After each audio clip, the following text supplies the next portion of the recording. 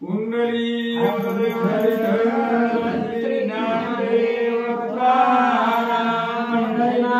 भगवान की जय। श्री नवनाथ महाराज की जय। चिंतन श्री गुरुदेव दत्त वासुदेव हरी। श्री गणेशाय नमः। श्री पांडुरंगाय नमः। श्री नवनाथाय नमः। यासही लोटला एक मास राव त्रिविक्रम आपुल्या मंदिरी खास दे सांडोनी शिवालयास तक्षणी पातला। कथेचं अनुसंधान त्रिविक्रम राजाना धर्मनाथाचा अभिषेक केला, राजगादी त्याच्या हवाली केली आणि एक दिवस असं झालं, अभिषेक करून खूप दिवस झाल्यानंतर ना एक दिवस त्रिविक्रम राजा आपल्या घरामध्ये पलंगावर झोपले होते रात्री आणि झोपून त्यांचा असणारा देह तिथं ठेवला त्या त्रिविक्रमाचा आणि आत्मा असणारा मच्छिंद्रनाथांचा जो आत्मा होता तो शरीरातून बाहेर पडला आणि असणाऱ्या महादेवाच्या शिवालयाच्या त्या मंदिराकडे आत्मा निघाला। रेवती सती सज गेली राज सदना प्रती मध्ये महाराजा हेंद्रपती अजून का हो निजलात। आणि मग सकाळ झाली, त्रिविक्रम राजा रोजच्या वेळेला उठायचा तो उठलाच नाही कारण तो मेलेला होता आणि त्याच्या शरीरात आत्माच नव्हता, तो मच्छिंद्रनाथाचा आत्मा बाहेर निघालेला होता, त्यामुळे ते चेतना विरहित प्रेत ते पडलेलं होतं त्रिविक्रमाचं। मग रेवती उठवायला आली, म्हणले महाराज 9 वाजल्या, सूर्य ते असणाऱ्या डोक्यावरती आलेला आहे, कवर झोपताव, रोज पहाटे उठत असताव, आज कस काय उठला गेला म्हणून त्याच्या असणाऱ्या शरीराला हलवून बघितल्यावर लक्षात आलं संपलं। तिथे न बोले काही मग हलवून पाहे स्वस्त प्रवाही तव ते प्रेत मिळवले देई पावनी सोका वैवटे। आणि मग त्या असणाऱ्या आधी हाका मारल्या त्रिविक्रमाला, एक शब्द बोलले नाहीत ते, आणि मग नंतर असणाऱ्या शरीराला हलवलं तरीही काहीच बोले नाही। रेवतीच्या लक्षात आलं की मरण पावलेले येते, त्यांचा असणाऱ्या शरीरामध्ये चेतना आहे, प्रेतमय अवस्था या असणाऱ्या ह्यांची झालेली आहे। मग ती लक्षात आल्याबरोबर अफाट दुःख रेवती करू लागले। शोक करिता तुंबळ कोणी धावला धर्मनाथ बाळ मंत्री प्रजा सेवक सकळ हमरला बहु उठला। आणि मग आता त्रिविक्रम राजा मेला म्हटल्याबरोबर असणाऱ्या सगळ्या राजमहालामध्ये गोंधळ उठला गेला। धर्मराजाच्या लक्षामध्ये आलं, सेवक मंत्री सगळे असणारे त्या खोलीकडे धावू लागले। तांत शिवालयासी जनमुखी आला गोरच्या पाशी मग सिद्ध करोनी बसबची मोठीशी संजीवनी प्रयोजी। आणि मग ही वार्ता गोरक्षांच्या कानावरती पडली की त्रिविक्रम राजा मेला।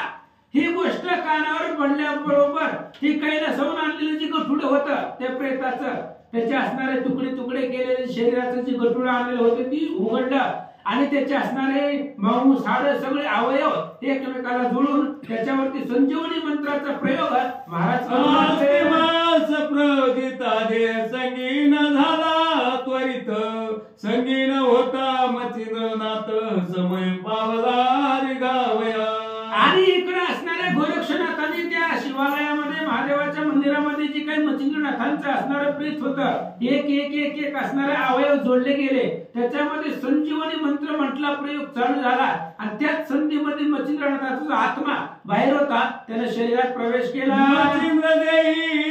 संचार होता उठून बैसला चरण लागत येरिकडे राव प्रेत मशान वाटिके आणले। आणि इकडे संजीवनी मंत्राचा प्रयोग पूर्ण झाला, मच्छिंद्रनाथ उठून बसले त्या महादेवाच्या मंदिरात आणि उठून बसल्याबरोबर इकडे त्रिविक्रम राजाचं शरीर असणाऱ्या राज दरबारामधून स्मशानभूमीपर्यंत ते प्रेत आणलं। प्रेत आणले मशानी त्रिवर्ग पावया निघाले मुनी दोरेवतीने दृष्टी पाहुनी शोध आणविला तयाचा। आणि मग हे असणारं प्रेत स्मशानभूमीकडे निघालं होतं आणि महादेवाच्या मंदिरामधून 3 जण बाहेर आले, गोरक्षनाथ, मच्छिंद्रनाथ आणि चौरंगीनाथ। मच्छिंद्रनाथाला पाहिल्याबरोबर रेवतीने लांबूनच पाहिलं मग हे मच्छिंद्रनाथ जिवंत कसं काय झाले? आपण तर तुकडे तुकडे केले होते शरीराचं.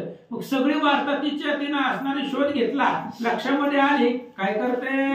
निरायाचे दन स्नाना गेले सकळ जन परी धर्मराज दारोन शोक करी अद्भुत पै.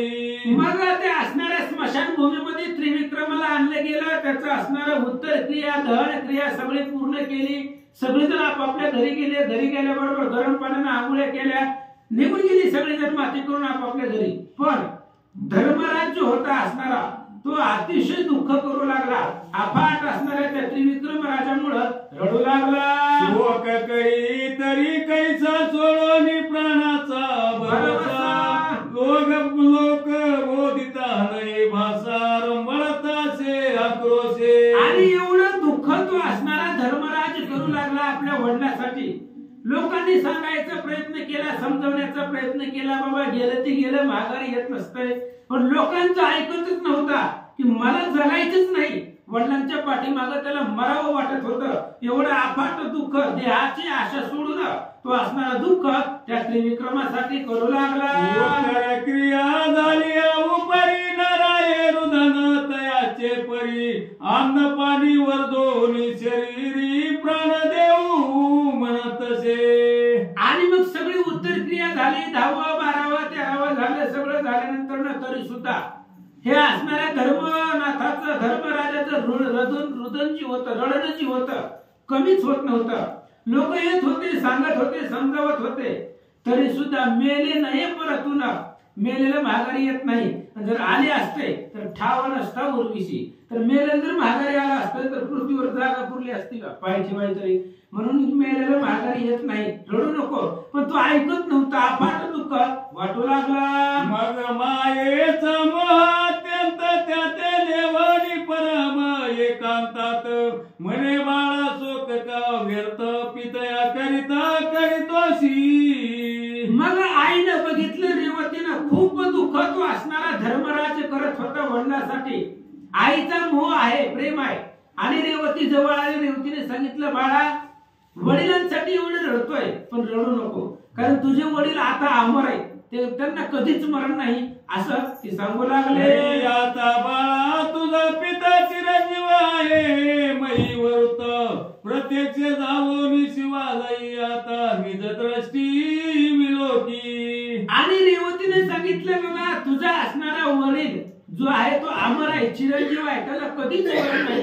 जर तुला बघायचं असलं तर महादेवाच्या मंदिरामध्ये जा आणि तिथं गेल्यानंतर ना तुला तुझ्या वडिलांचं दर्शन होईल असं रेवती सांगते. त्याचे मचिंद्र नाम चिरंजीव आहे उत्तम उत्तम ऐसे ऐकता राज उत्तम पिता कैसा म्हणतसे.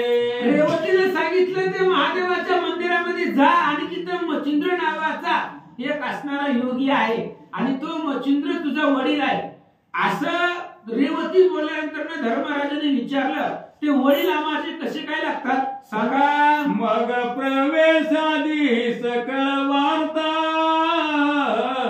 सांगती झाली निज सुत धर्मराय ऐकोनी तत्वता तुष्ट झाला शरीराते. मग रेवतीनं सगळी 12 वर्ष पाठीमागची कथा सांगायला सुरुवात केली. ही त्रिविक्रम राजा 12 वर्षापूर्वीच मेलेला होता. पण हे मच्छिंद्रनाथ या गावामध्ये आले होते आणि मच्छिंद्रनाथांनी स्वतःच्या शरीराचा त्याग केला आणि त्यांचा आत्मा त्रिविक्रमाच्या शरीरामध्ये घातला आणि त्याला 12 वर्ष जगवलं त्या शरीराला. पण त्या शरीरामध्ये आत्मा मच्छिंद्रनाथाचा होता. म्हणून तुझे असणारे वडील हे मच्छिंद्रनाथ आहेत असं रेवती सांगते. मग शीघ्र घेऊन या कटक बारा शिवालय आला ती सत्वर भावी नमोनी नाथ मच्छिंद्र शिबिकासनी वाहिला. मग आईकडून सगळी असणारी माहिती मिळाल्यानंतर त्यालाही आनंद वाटला. दिव्य अशा प्रकारचा रथ घेतला आणि ते असणारा रथ घेऊन महादेवाच्या मंदिराकडे गेले. त्याच्यावरती मच्छिंद्रनाथांना बसवलं आणि वाजवत आपले राजभवनी सेवा करीतसे प्रीती करोनी. मग तो एक संवत्सर येते राहोनी पुढे तीर्था चालिला. आणि मग पुन्हा असणाऱ्या आपल्या राजमहालामध्ये आणल्याबरोबर अनेक दिवस त्याच असणाऱ्या धर्मराजापाशी राजमहालामध्ये मच्छिंद्रनाथ राहिल्यानंतर म्हणले आता तीर्थ करण्यासाठी पुढे निघावं असा विचार करू लागले. सांगिला परी धर्मनाथ परम झाला चोखा कुलित म्हणे ताता तव सांगा ते मी येतो तीर्था. आणि मच्छिंद्रनाथ तीर्थ करण्यासाठी पुढील तीर्थ पाहण्यासाठी निघाले. धर्मराजाने सांगितलं पिताश्री मी बी तुमच्या बरोबर येतो, मला पण नको हे राज्य वगैरे सगळं सोडून मी तुमच्या सोबतीला येतो असं बोलल्यानंतर महाराज काय म्हणतात, या उपरी बोले मच्छिंद्रनाथ बाळ द्वादश वर्षे येऊ येत मग दोघ देऊ गोरक्षा ते तू ते सेवे देईन मी. आणि त्यावेळेस मच्छिंद्रनाथांनी धर्मराजाला सांगितलं बाळा आताशी तुझा राज्याभिषेक केलाय, आता 12 वर्ष राज्य व्यवस्थित कर. 12 वर्षांना आम्ही याच गावामध्ये माघारी येणार आहे आणि 12 वर्षानंतर आल्यावर पुन्हा तुला असणारा जोग देऊ, तुला नाथपंथामध्ये आणू आणि आमच्या बरोबर तीर्थटनाला घेऊन जातो असं मच्छिंद्रनाथ सांगतात. रेवतीची सेवा करून भोगी आपले राजासन जेथे रेवती तेथे प्राण माझा से हो बाळका. मच्छिंद्रनाथांनी सांगितलं रेवती तुझी आई आहे आणि आता आईची सेवा कर म्हणले आणि जिथं जिथं रेवती असेल तिथं तिथं मी असेल, तिथं तिथं माझा प्राण असणार आहे. त्यामुळे आईची सेवा कर आणि राज्य सुखाने कर. 12 वर्षाच्या कालावधीनंतर आम्ही माघारी येतो असं मच्छिंद्रनाथ सांगतात. तिची सेवा केली आणि संतुष्ट आहे माझे मन ऐसे करून या समाधान त्रिवर्ग ते तोनी निघाले. आणि मच्छिंद्रनाथांनी सांगितले ते रेवतीची सेवा कर, आईची सेवा कर, मला असणारा आनंद आहे त्याच्यामध्ये, माझं मन सदोदित प्रसन्न राहील, मला या गोष्टीने आनंद वाटणार आहे असं धर्मराजाला सांगितलं. आणि त्रिवर्ग म्हणजे हे तिघेजण गोरक्षनाथ, चौरंगीनाथ आणि मच्छिंद्रनाथ तीर्थ करण्यासाठी पुढे निघाले. मग तीर्थाटनी भ्रमण करीती येऊन पोचले गोदा तटी धामानगर कानन पुटी येऊन पोचले. आणि मग त्या प्रयाग तीर्थापासून त्या नगरीमधून ही तिघजण पुढे निघाले तीर्थाच्या उद्देशानं. तीर्थ करत असताना धाम नावाचं नगर आहे, गाव आहे आणि त्या गावाच्या प्रदेशामध्ये वनामध्ये गेल्यानंतर काय झालं, ग्राम नाम ऐकोनी कानी गोरक्षाचे अंतःकरणी स्मरण झाले करसी धर्मी माणिक नामी करसीचे. आणि मग ते असणाऱ्या गावाचं नाव ऐकल्याबरोबर गोरक्षनाथांना आठवलं की आपण या गावामध्ये आलो होतो आणि एक शेतकरी आपल्याला इथं भेटलेला होता.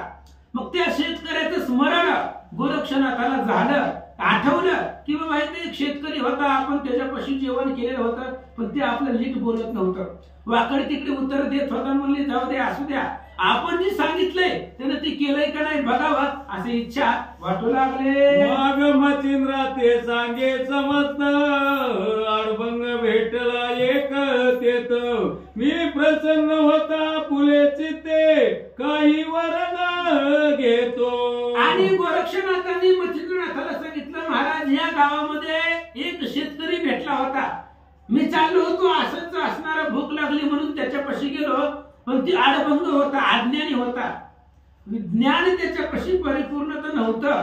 आणि मग सगळी मुळापासूनची कथा त्या असणाऱ्या माणिक शेतकऱ्याची मच्छिंद्रनाथांना सांगितली. मुळापासून तयाचे कथन मच्छिंद्रा केले निवेदन मच्छिंद्र ऐकोनी वर्तमान म्हणे पुन्हा आता पाहावा.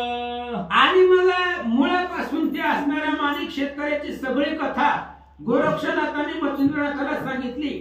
मच्छिंद्रनाथाच्या मनालाही आनंद वाटला पण महाराजांनी सांगितलं गोरक्षनाथ ते असणाऱ्या शेतकऱ्याला बघू म्हणले, त्याला भेटण्याची इच्छा मला झालेली आहे म्हणून चला त्यांना भेटायला जाऊ असं नाथ बोलतात. मग शेत सुमार धरोनी चाली चालत आले त्रिवर्ग पाऊली तो माणिक नामे निश्चय बळी काष्टा समान देखिला. मग गोरक्षनाथ आणि चौरंगीनाथ आणि मच्छिंद्रनाथ त्या शेतकऱ्याला पाहण्यासाठी निघाले.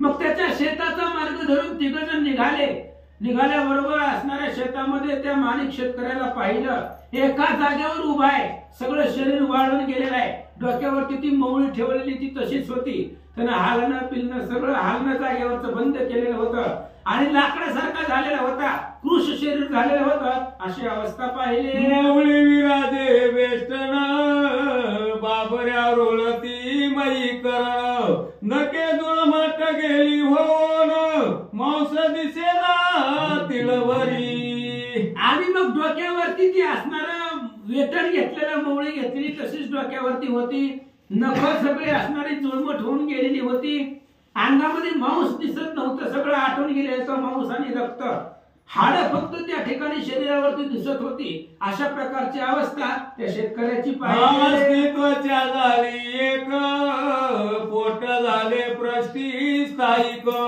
दृष्टी लावून या देख मंत्र जप करीतसे. आणि या त्रिवर्गाने त्या शेतकऱ्याची अवस्था पाहिली. हाड आणि अंगावरचं मांस जी काही त्वचा आहे ती एक झालेली आहे, पाठ आणि पोट एक झालेला आहे, म्हणजे कृश झालेला आहे, तो वाळून गेलेला आहे. आणि एकटक दृष्टी लावून भगवंताचं स्मरण करत बसलेला त्यांनी पाहिलं. आईशी पाहतात पात्रती गोरक्ष धन्य मने चित्ती मग नमनी मचिंद्रा प्रती हळभंगाची म्हणतसे. आणि मग अशा प्रकारचे त्याचं तप पाहिलं गेलं. गोरक्षनाथाच्या मनाला आनंद वाटला. आपण दिलेला शब्द हे ना परिपूर्ण पाळलेला आहे.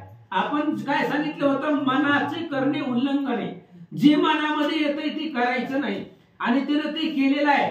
त्यामुळे गोरक्षनाथांना आनंद वाटला. मच्छिंद्रनाथांना नमस्कार केला, सांगितलं महाराज हाच तो आडभंग आहे असं सांगता. माग निकट येऊन त्रिवर्ग जन बोलते झाले तया कारण मनती आता तपोधन पूर्ण तप करी कारे. मग आता ही तिघजण त्याच्या जवळ आली आणि जवळ आल्याबरोबर मच्छिंद्रनाथ बोलायला सुरुवात केली. मच्छिंद्रनाथांनी म्हणले, महाराज भास्करा म्हणली तपश्चर्या, किती दिवस झालं सगळं शरीर वाळून गेलेलं आहे. भास्करा म्हणली तपश्चर्या, आम्ही आलोय तुमच्यावरती कृपा करण्यासाठी, प्रसन्न होण्यासाठी आलेलो आहे, म्हणून तपश्चर्या सोडून द्या.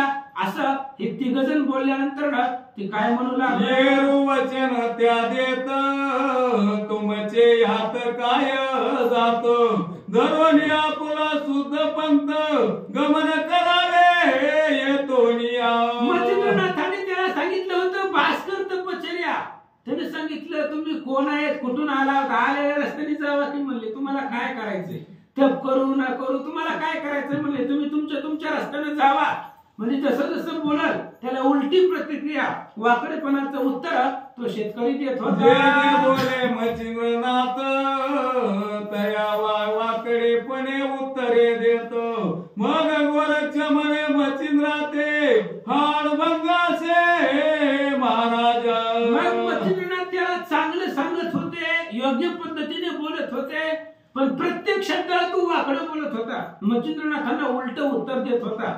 गोरक्षाने सांगितलं, महाराज तुम्ही बाजूला सारखा म्हणले, तुमचं काम नाहीये, हे असणाऱ्या ह्या आडभंगाला मीच सरळ करतो म्हणले, उलटी सुलटी उत्तर देऊन ह्याच हित मी करतो, तुम्ही लांब तिकडं पहिल्या जाऊन झाडाखाली बसा आणि या असणाऱ्या आडभंगाचं कौतुक बघा असं गोरक्षाने. आता हित युक्तीने करीतो बैसा स्वस्त मग तरु छाये येऊन निकट तेत मच्छिंद्रनाथ जाऊन बैसला. आणि गोरक्षनाथांनी सांगितलं, ही कुणालाही सरळ बोलत नाही, प्रत्येकाला वाकडा आणि उलट बोलतोय. त्यामुळे ह्याच्या बोलण्यामधून कसं बी ह्यानं मला बोलू द्या, ह्याच्या बोलण्यामधून ह्याचं हित करतो, तुम्ही त्या झाडाखाली जाऊन बसा असं म्हटल्याबरोबर हे दोघे जण चौरंगीनाथ आणि मच्छिंद्रनाथ त्याच्यापासून लांब अंतरावरती एक असणारं झाड पाहिलं आणि त्या झाडाच्या सावलीत बसले. चौरंगी आणि मच्छिंद्रनाथ गोरक्षाची मौज पाहत गोरक्ष जाऊन या पैतेत म्हणतसे.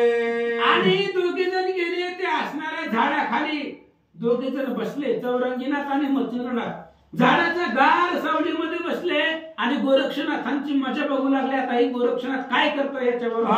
म्हणून आवानी म्हणे आयसा माहिते तुझ्या स्वामी आम्ही देखील नाही नयनी तपनिधी आगळा हो. मग ते तिकडे झाडाखाली बसले आणि गोरक्षनाथ त्याच्या जवळ आले. जवळ आल्याबरोबर त्याला असणारा नमस्कार केला. म्हणले महाराज, अहो जग आम्ही पृथ्वी परिभ्रमण करतोय, सगळ्या ठिकाणी फिरलो, पण तुमच्यासारखी तपस्वी आणि तुमच्यासारखी तपश्चर्या करणारे योगी पुरुष आम्ही कधी बघितलेच नाही का, असं गोरक्षनाथ बोलतात. समुद्र वलयांकित पृथ्वी पाहिली आहे समस्त, पर्यायचा तपोनाथ देखील नाही निजदृष्टी. गोरक्षनाथांनी सांगितलं, महाराज काय तुमचं तप आहे, एवढं असणारं शरीर वाळून गेले तुम्ही तपश्चर्या करता. अहो तुमच्यासारखं तपस्वी आम्ही जगात बघितलं नाही. समुद्र वलयांकित पृथ्वी फिरलोय आम्ही, सगळे असणारे जगतावरती तीर्थ पाहिले, पण तुमच्यासारखा योगी आणि तुमच्यासारखी तपश्चर्या करणारा अजून आम्हाला दिसला नाही. पर्यायचा स्वामी योग मुनी याचा अनुग्रह घ्यावा कोणी, गुरु झाली आयसा प्राणी दैवे अपार मिरवतसे. आणि गोरक्षनाथांनी सांगितलं, महाराज म्हणले तुम्ही खूप शक्तिशाली आहात, सामर्थ्यवान आहे, आणि तुमच्या सारखा गुरु होणं म्हणजे आमचं भाग्य आहे. कोणीतरी तुमचा असणारा शिष्य व्हावा, जोही कोणी तुमचा शिष्य होईल त्याचा असणारं भाग्य परिपूर्ण आहे. अहो तुमच्यासारखा गुरु भेटायला सुद्धा भाग्य लागतं हो महाराज, असं गोरक्षनाथ बोलतात. आता सो कैसे गुरु करावा पण असं, ऐसे चिंतुनी बोले त्याच प्रज्ञावंत महाराजा.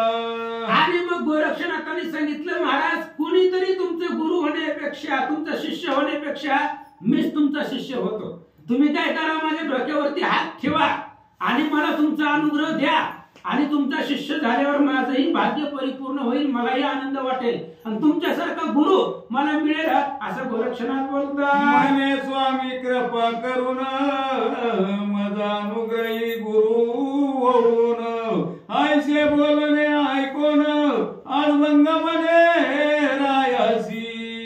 आणि मग त्यावेळेस गोरक्षनाथांनी सांगितलं, महाराज माझ्या डोक्यावरती कृपेचा हस्त ठेवा आणि माझ्या कानामध्ये मंत्र द्या आणि माझा उद्धार करा, मला तुमचा शिष्य करून घ्या, तुमच्यासारखा स्वामी भेटायला सुद्धा भाग्य लागतं, असं गोरक्षनाथाचं बोलणं ऐकलं त्या माणिक शेतकऱ्यांना काय म्हणाला. आणि त्या गोरक्षनाथांना काही प्रतिउत्तर देतो. थोर झाला अद्यापि अक्कल नाही आला, गुरु करू म्हणतो आम्हाला मूर्खपणी आगळा. आणि असं गोरक्षनाथ बोलल्याबरोबर त्या आडभंगानं बोलायला सुरुवात केली. अरे एवढा मोठा झालेला आहे, तपस्वी तू आहे, जगामध्ये फिरतो तू, आणि आमच्यासारख्या शेतकऱ्याला गुरु करण्याचा विचार करतोय, मूर्ख आहे का तू, काय तुला अक्कल आहे का नाही, असं ती शेतकरी बोलू लागला. अरे आमच्यापाशी काय आहे, आम्हाला गुरु करून घेतो असं म्हणतोय. त्याच्यापेक्षा मग मजला गुरु करू पासी, तरी तुची का बेट्या होईनासी मजसी, ऐसे म्हणता सो करनासी तया मुकी लावितसे. आणि त्या शेतकऱ्याने सांगितलं, मला गुरु करण्याचा प्रयत्न करतोय, त्याच्यापेक्षा मला गुरु करून घेण्यापेक्षा तूच माझा गुरु हो, असं म्हटल्याबरोबर लगेच गोरक्षनाथांनी त्याच्या डोक्यावरती कृपेचा हस्त ठेवला आणि त्याच्या कानामध्ये गुरु मंत्र लगेचच दिला. लागता गोरक्षाननी सज्ञान मंत्र ब्रह्म खाणी, परम कृपे करणी फुंकोनी सनात केला सनादे. आणि गोरक्षनाथांनी त्याच्या डोक्यावरती हात ठेवला, कानामध्ये त्याच्या असणाऱ्या मुखामधून कानामध्ये मंत्र म्हटला, आणि मंत्राचा उपदेश झाल्याबरोबर त्याचं आज्ञान फिटलं गेलं, अज्ञानाची काजळी संपला, आणि जगामध्ये तो असणारा ज्ञानवंत झाला, सज्ञान झाला, असं सांगतात. मंत्र पडता कर्णपुटी त्रैलोक्याची आली दृष्टी, स्थावर जंगम एक थाटी ब्रह्मरूप भासले. आणि गोरक्षनाथांच्या मुखामधले ते मंत्र आहे, आणि ते असणारा गुरुमंत्र कानामध्ये पडल्याबरोबर त्रैलोक्याचं ज्ञान त्याला समजायला लागलं, त्रैलोक्यामध्ये पाहण्याची दृष्टी बदलली गेली, आणि मग सगळं जिकडं जिकडं पाहिजे तिकडं तिकडं ब्रह्म दिसू लागला, भगवंत दिसू लागले, अशी अवस्था त्या असणाऱ्या शेतकऱ्याची झाली. मग अर्थार्थी सकल ज्ञान झाला बृहस्पती समान. मग सांडोनी आपले तप साधन गोरक्ष चरणी लागला. मग अशा प्रकारे युक्ती प्रयुक्तीनं करून गोरक्षनाथांनी त्याला असणारा मंत्र दिला गेला, त्याच्यावरती कृपेचा हस्त ठेवला, सनात केला आणि अज्ञानाची काजळे, अज्ञान संपल्याबरोबर ज्ञान प्राप्त झालं त्या मंत्रानं. आणि मग लगेचच गोरक्षनाथांच्या चरणावरती, त्यांच्या पायावरती त्या शेतकऱ्यांनी डोकं ठेवलं. गोरक्ष भस्मशक्ती प्रयोगोनी भाली चर्ची सांग. तेने करोनी या सर्वांग शक्तिवान मिरवले. आणि मग पाया पडल्याबरोबर गोरक्षनाथांनी आपलं भस्मची मुठी काढली आणि त्याच्यावरती मंत्र म्हटला आणि ते असणारी भस्म त्याच्या शेतकऱ्याच्या कपाळाला लावल्याबरोबर जे शरीर वाळून गेलेलं होतं, कृश झालेलं होतं, त्याला असणाऱ्या गोरक्षनाथांनी त्या मंत्रावरनं शक्ती प्राप्त करून दिली आणि शक्तिमान असणारा तो त्या ठिकाणी झाला. मग धरोनी शीघ्र तयाचा हस्त वृक्षाखाली आणि नाथ.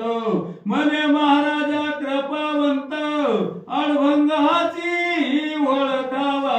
आणि मग विरिवाण केला, शक्ती त्याच्या असणाऱ्या हृदयामध्ये संचारली गेली, धष्टपुष्ट दिसू लागला आणि लगेच त्याचा हात गोरक्षनाथांनी धरला आणि दोघं जण झाडाखाली बसलेली होती. मच्छिंद्रनाथ आणि चौरंगीनाथ त्यांच्यापाशी या असणाऱ्या आडभंगाला माणिक शेतकऱ्याला आणलं आणि मच्छिंद्रनाथांना सांगितलं, हाच आडभंग नावाचा शेतकरी. हसून बोले मच्छिंद्र मुनी, आडभंगा ते आडभंग नामी. पाचारावे सर्व येथोनी साजूकपणी या वाटत असे. आणि मग मच्छिंद्रनाथांना गोरक्षनाथ सांगतायत हे असणारा आडभंग आहे, म्हणजे आज्ञेने आता याचं नाव आपण आडभंगच ठेवू आणि आजपासून या आडभंग नावानच याची ओळख राहावी, याला ओळखावं असं सांगतात. मग अवश्य म्हणे गोरक्ष त्यास नाथ दीक्षा दिदली खास.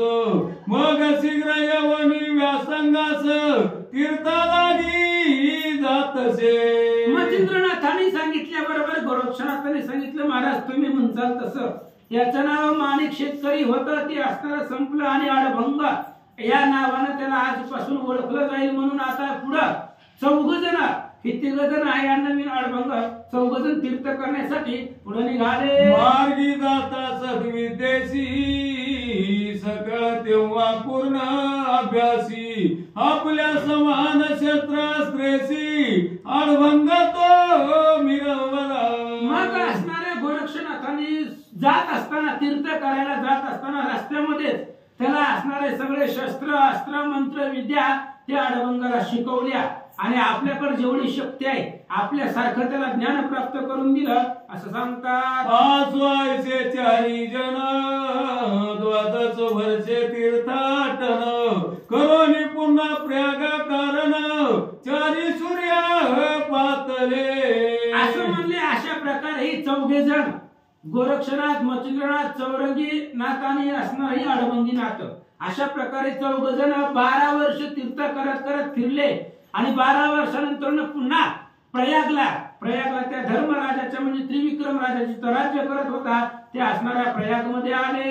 येरीकडे धर्मनाथासी पुत्र झाला सतेज राशी. वडिलांचे नाव ठेविले त्यासी त्रिविक्रम मनोनिया.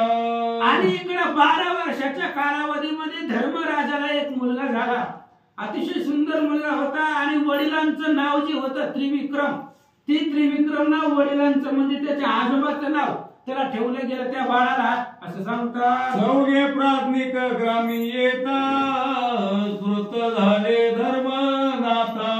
मग कटक भारेसी शिबिके तत्वता बैसवनी आणले सदनासी. आणि मग धर्मराजाला वार्ता कळली की ही असणारे 4 जण तीर्थ करत करत किंवा प्रयाग मध्ये आलेले 4 असणाऱ्या मूर्ती. ही वार्ता कळल्याबरोबर गोरक्षनाथ असणारे धर्मराजा त्यांना सामोरे गेले आणि वाजवीत नगरामध्ये आणला. मग व्रती सगन करोनी तो सविले मचिंद्र मन. मग त्रिविक्रम सुताराजी समाधी स्थापून दीक्षा घेतली योगाची. आणि मग मच्छिंद्रनाथ घराला आणल्याबरोबर त्यांची सेवा केली. मच्छिंद्रनाथाचं मन धर्मराजांना प्रसन्न केलं गेलं आणि धर्मराजाचा मुलगा जो होता त्याचं त्रिविक्रम नाव होतं, त्याला राजगादी दिली, त्याचा राज्याभिषेक केला आणि मग आता योग घेऊन मच्छिंद्रनाथाबरोबर जावं असा विचार धर्मराज करतात. माघ मासी पुण्यतिथी द्वितीयेशी धर्मराजाची बीज म्हणती, ते दिवशी गोरक्ष जती अनुग्रह देत तया ते. आणि माघ महिन्यामध्ये म्हणजे फेब्रुवारी महिन्यामध्ये द्वितीयेच्या दिवशी गोरक्षनाथांनी त्या धर्मराजाला अनुग्रह दिलेला आहे त्या दिवशी, म्हणून त्याला असणारी धर्मराजाची बीज, पहिली तुकाराम बीज आणि दुसरी धर्मराजाची बीज जगामध्ये तेव्हापासून प्रख्यात झाली असं सांगतात. या उपरी देव मिळवणी स्वर्गीचे आणि प्रजा लोक त्या ग्रामीचे, मिळवणी चोदानुग्रहाचे मोहळे रचली अपर. आणि मग त्या दिवशी माघ महिन्यामध्ये द्वितीयेच्या दिवशी त्या दिवशी असणाऱ्या धर्मराजाला अनुग्रह द्यायचा होता. सगळे असणारे देव लोक बोलवले गेले, गावामध्ये सगळे असणारे लोक बोलवले. काय करतात? अनुग्रह झाल्यावरती सकळ वैसोनी एक पंक्ती, गोरक्ष कवळ घेऊन हाती सर्व मुखी ओपितसे. मग गोरक्षनाथाने त्या धर्मराजाला सनात केलं, त्याला अनुग्रह दिला आणि अनुग्रह दिल्याबरोबर भोजनाच्या पंक्ती बसल्या. गोरक्षनाथांनी घास हातामध्ये घेतला आणि सर्वांच्या मुखामध्ये घालू लागले. मग आनंद परम जेटी पाहुनी धावले सुरवर ताटी, तेही प्रसाद पावनी शेवटी तुष्ट चित्ती मिरवले. मग गोरक्षनाथ सगळे असणाऱ्या पंक्तीमध्ये जेवायला बसलेले होते. अतिशय सुंदर असणारी पंगत होती, अन्नाचा आस्वाद होता. देव लोकांना सुद्धा वाटलं की ते अन्न आपण प्रसाद तिथला आपल्याला प्राप्त व्हावा, म्हणून सगळे देव लोक प्रसाद खाण्यासाठी आले. मिरवले परी करीती भाषण, ऐसाची प्रसाद जन्म जन्म प्रति संवत्सरी असावा पूर्ण, इचे लागी वाटतसे. मग देव लोकांनी तिथला प्रसाद घेतला. अतिशय सुंदर असणारा स्वादिष्ट प्रसाद त्यांनी खाल्ला आणि प्रसाद खाल्ल्यानंतर ते आपापसामध्ये देव लोक बोलतात, हे जो आपण प्रसाद खाल्लेला आहे ती प्रसाद आपल्याला प्रत्येक वर्षी मिळावा आणि या असणाऱ्या प्रसादाचा आनंद आपण घ्यावा असं वाटू लागलं होतं. आईशे बोलता सुरवर सकळ, ऐकोनी बोले तपोबळ, माझे नाम घेऊन केवळ अर्प जगा प्रतिवर्षी. आणि मग लगेच त्या देव लोकांचं भाषण गोरक्षनाथांनी ऐकलं आणि गोरक्षनाथांनी सांगितलं, तुम्हाला प्रसाद खायचा प्रत्येक वर्षी आणि प्रत्येक वर्षी याच दिवशी धर्मराजाची बीज म्हणून तुम्ही साजरी करा. सुंदर पंचपक्वान्नाचं जेवण त्या दिवशी घरामध्ये करा, माझं नाव घ्या आणि एकमेकांना असणारं भोजन द्या असं गोरक्षनाथ बोलतात. धर्मराजाची बीज म्हणून उत्सव करावा तुम्ही सगन, याची नीती कुमारा सांगून कवळ पाहे जगाशी. आणि मग देव लोकांना सांगितलं, गोरक्षनाथांनी सगळ्याला सांगताय तुम्ही धर्मराजाची बीज साजरी करा प्रत्येक वर्षी, माझं नामस्मरण त्या दिवशी करा. म्हणजे रोज केलं तरी चालतं पण त्या दिवशी केलं. अन्न घरामध्ये असणारं बनवलं आणि माझं नाव घेऊन जर त्या दिवशी तुम्ही जेवलात तर प्रसन्न माझ्याही मनाला आनंद वाटेल आणि धर्मराजाची बीज तुम्ही प्रत्येक वर्षी साजरी करा, त्याचाही आनंद मला होईल असं महाराज बोलतात. मंत्र स्फुरला म्हणून स्फुर रममान, सकळ तुम्ही बोला वचन, आंबिलपणे शक्ती समान सदैव करा उत्सव. आणि तो असणारी धर्मराजाची बीज म्हणून प्रत्येक वर्षी तुम्ही असणारी साजरी करा. भक्ती भावानं प्रेमानं ती असणारी बीज तुम्ही साजरी करा. माझं नामस्मरण करा आणि जेवणाच्या पंक्तीच्या पंक्ती बसवा. आईशे महाराजा गोरक्ष बोलता, मानवले सुरवरांच्या चित्ता, मग प्रतिवर्षी आनंद भरित उत्सव करीत. आणि गोरक्षनाथाचं बोलणं ऐकलं, सगळ्या देव लोकांना ते मान्य झालं.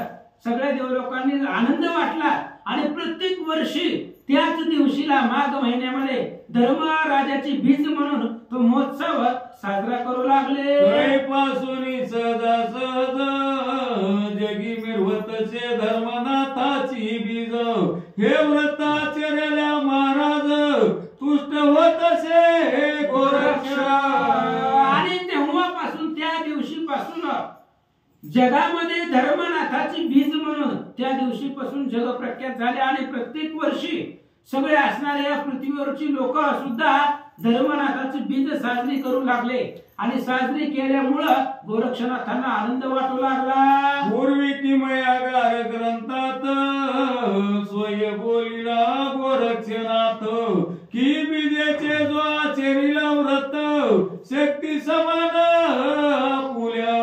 आणि नरहरी वंशामधले धोंडी मारू सुद्धा ग्रंथकर्ते सांगतायत किमयागार ग्रंथ आहे गोरक्षनाथांचा आणि ती ग्रंथ सुद्धा गोरक्षनाथांनी तयार केलेला आहे आणि त्या किमयागार ग्रंथामध्ये गोरक्षनाथांनी लिहिलेला आहे की धर्मनाथाची बीज जो कोणी साजरी करीला तो असणारे त्याच्या घरामध्ये सुख शांती आनंद लाभेल असं सांगतात. दयाचे ग्रही दोष दरिद्र रोग भोगादी विघेंद्र स्वप्नामादी संसार अभद्र पाहणार नाही निज दृष्टी. आणि गोरक्षनाथांनी स्वतःच्या मुखाने सांगितलेलं आहे ही धर्मनाथ माझा शिष्य आहे मी त्याला अनुग्रह दिलेला आहे. त्यामुळे ही धर्मनाथाची बीज जो कोणी जगामध्ये साजरी करील मोठा उत्साह करील त्या दिवशी असणारे घरामध्ये पंचपक्वान्नाचं जेवण बनविल आणि माझं नामस्मरण करून ते असणारे प्रसाद घेईल त्याच्या घरामध्ये दरिद्र राहणार नाही दुःख राहणार नाही आणि लक्ष्मी येऊन त्याच्या घरामध्ये राहील असं सांगतात. प्रत्यक्ष रमा सुखे सुरगणी त्याग्रे होईल ग्रहवासिनी मग दोष दरिद्रे तयावनी स्पर्शावया येईना. आवई धर्मनाथाची बीज जर तुम्ही साजरी केली तर प्रत्यक्ष रमा म्हणजे लक्ष्मी तुमच्या घरामध्ये वास करून राहणार आणि जिथं लक्ष्मी आहे तिथं दारिद्र्य आणि दुःख येणार नाही. जिथं लक्ष्मी आहे तिथं गरिबी येणारच नाही. त्यामुळे तुम्ही सुखानं आनंदाने राहताल असं गोरक्षनाथांनी सांगितलं. आसो महात्म्य वदावे किती ते प्राज्ञिक पावले सुख संपत्ती जैसी कामना वेदेल चित्ती तोची अर्थ पावेल. असं म्हणले असणाऱ्या धर्मनाथाच्या बीजेचं महत्व किती म्हणले त्याचं वर्णन करावं. कोणतीही कामना मनामध्ये असेल जी इच्छा असेल ती सगळी इच्छा ही बीज साजरी केल्यानंतर त्याला प्राप्त होईल त्याच्या मनातल्या सगळ्या इच्छा पूर्ण होतील असं गोरक्षनाथ बोलतात. गोरक्षतया कारण बोलिला हे मूळ ग्रंथी वचन तैसे येते केले लेखन विश्वासाते धरा की. आणि ग्रंथकर्ते सांगतायत गोरक्षनाथ बोललेले आहेत स्वतः किमयागार ग्रंथामध्ये स्वतःच्या मुखानं गोरक्षनाथ त्या ग्रंथामध्ये बोललेले आहे. मनोनी श्रोते हो भाविक जना सोडून द्या की निंदा वचन विश्वास पर स्वर होऊन मोक्ष मुक्काम करा की. या ग्रंथावरती या शब्दांवरती वचनावरती विश्वास ठेवा आणि विश्वास ठेवून कार्य करा तुमच्या सगळ्या इच्छा पूर्ण होतील असं गोरक्षनाथ सांगतात. स्वते ते महोत्सव करून धर्मनाथ नाथ दीक्षा देऊन ते तोनी निघाले 5 जण नरशार्दूळ ते ऐका. असं म्हणले हे असणाऱ्या धर्मराजाच्या मुलाला त्रिविक्रमाला ते त्रिविक्रमाचं राज्य त्रिविक्रमाला दिलं. आजोबाचं राज्य पुन्हा नातवाला भेटलं ते असणारा राज्यकारभार चालू लागला. इकडं धर्मनाथ आता धर्मराज सोडून धर्मनाथ आहे आणि ते धर्मनाथ ही असणारी 5 जण धर्मनाथ आहेत अडबंगीनाथ आहेत मच्छिंद्रनाथ गोरक्षनाथ आणि चौरंगीनाथ ही 5 सिंह असणाऱ्या जगामध्ये तीर्थ करण्यासाठी निघाले. नाना तीर्थे करीती महिसी अभ्यासिले सद्विद्येसी सागरी सहस्त्र अस्त्रासी प्रवीण केला महाराज. मग तीर्थ करत रस्त्यानेच शस्त्र अस्त्र मंत्र साबरी विद्या सगळे असणारी गोरक्षनाथांनी त्या धर्मनाथाला शिकवली आणि आपल्यासारखं बळ यश कीर्ती आणि विद्या सगळी त्याला प्राप्त करून दिले. मग शेवटी बद्रिकाश्रमी जाऊन द्रष्टे केला उमारमन धर्मनाथ तया स्वाधीन तपा लागी बैसविला. मग पुन्हा बद्रिका आश्रमामध्ये आले. बद्रिका आश्रमामध्ये आल्यानंतर मग महादेवाला प्रत्यक्ष केलं. म्हणजे महादेवाचं दर्शन धर्मनाथाला करून दिलं आणि धर्मनाथाला तपाला बसवलं आणि महादेवाला सांगितलं तुम्हाला काय काम नसतं म्हणजे ह्याच्यावर लक्ष ठेवा.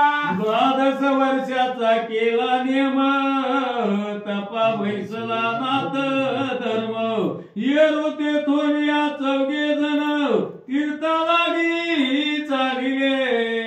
आणि मग 12 वर्षाचा नियम केला. म्हणजे 12 वर्ष तपश्चर्या तप हे असणाऱ्या धर्मनाथानं करावं.